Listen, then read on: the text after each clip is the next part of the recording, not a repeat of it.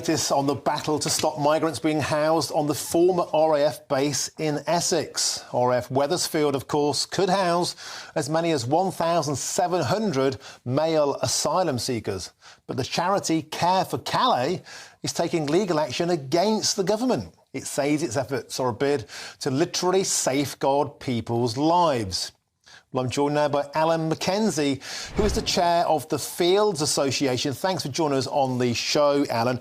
Alan, I think a lot of people will be quite confused here because people that live around the RAF bases, both at Scampton and Wethersfield, don't want military-aged men in their thousands to go to them, and neither do the so-called friends of the asylum seekers, Care for Calais. What would be the reasoning of Care for Calais being against this?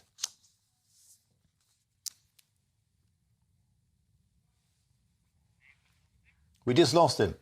The point I want to make, if we get him back, is that Care for Calais basically agree with the people who live near bases. Chris, let's talk about this in the studio. I find it astonishing that they want the same thing, but for very, very different reasons. Now, Care for Calais will maintain, I've read their press release, that it's inhumane, it's not safe, it's unfair. But they actually want the same thing as people who want to stop the boat. Well, that's right. Care for Calais are concerned about how they're treated, but of course this is the UK. I mean, I think they've got to be housed somewhere. This seems like an appropriate solution to putting them in hotels. That's also offends communities, and it's difficult to understand for many people who wonder why they can't get into a local hotel this Christmas because it's got migrants staying in them. So I think that often these campaign groups risk losing public support. They come from the right place. They're trying to deal with the situation. Care for Calais is trying to improve lives for people in Calais in the camps as they wait to cross over. But to what extent are you damaging actually your case by taking these legal challenges? Well, I've been a cynic about Rishi Sunak with Elon Musk, and I'm going to be a cynic about this too. I don't think that Care for Calais want to stop them going into RAF bases. I think they want to continue their business model of welcoming asylum seekers to the UK and dotting them around the UK in communities that won't affect where they live.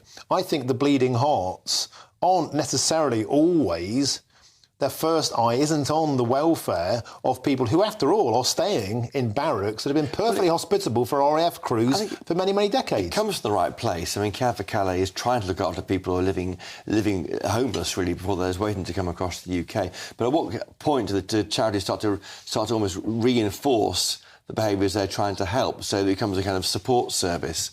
I know that Lee Anderson on the Home Affairs Committee, when he was on that, went out there and he was concerned, not necessarily about Care for Calais, but generally what he saw, he was concerned about to what extent are groups helping migrants to come across when in fact they should be trying to dissuade them from coming in the first place. It's been interesting politically because there's been huge resistance from locals wherever these places are put, either at Scampton, of course, that's the famous site of the Dam Busters, huge historical significance and cultural significance in Wethersfield, in Essex, also at Linton on Ouse. People don't want these in their backyard, and yet the courts find in favour of this, and the government seems to be pressing ahead with this despite the public resistance. Is this another example, Chris, you think, of the government being completely tin-eared to the needs of locals? They've got to go somewhere. I mean, 1,700 adult males is probably alarming for people living nearby. They don't know who they are, and are they able to associate with the community, walk around? I mean, then it's the idea of being imposed on.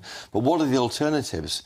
You can't. It's cold. You can't do camps. You can't do marquees. I mean, this is the best the government can do, I think, to prepare the government. I think hotels are much more controversial because that can be really disturbing for many different communities. But in Calais, they Care for Calais, they're under tarpaulins, they're in tents, they're on beaches, and you may not think that's good, but that's the situation. And maybe that's why they're so keen to come to Britain. Yes, I think certainly the hotels are a draw. I think having more Spartan accommodation, I mean, they were looking, weren't it, student accommodation, I think, during the holiday season in the summer. But I think this is the best. I think we're going to see a lot more of these camps being used for housing migrants. I think this is the way it's going to go until they can deal with the backlog and get Rwanda working. It's going to have to happen. But then there's still a sticking point of the notion they won't actually be contained, as it were, to the premises. Like in Linton and News, I went to Linton and News and I spoke to many, many families there. And it was about 150 people lived in this village, and they were going to dump 600 or 700 military-aged men on a village with one fish and chip shop, didn't even have a pub. And they were going to be free just to wander around. In fact, they were getting a free bus pass into town. So the idea that they're imprisoned in an inhumane manner isn't reality. In actual fact, they'll be free to roam around. To do what? Nothing wrong with that, because they're not criminals, are they? They're just people walking around. But I guess might feel a bit imposing to have a large number of people suddenly walking around, and there's a lack of understanding of why they're there. So it's probably down to community leaders there to facilitate meetings with them, probably, and ensure that everyone feels relaxed about a difficult national situation. But it goes back to the beginning. The heart of all this is, why can't this government control borders?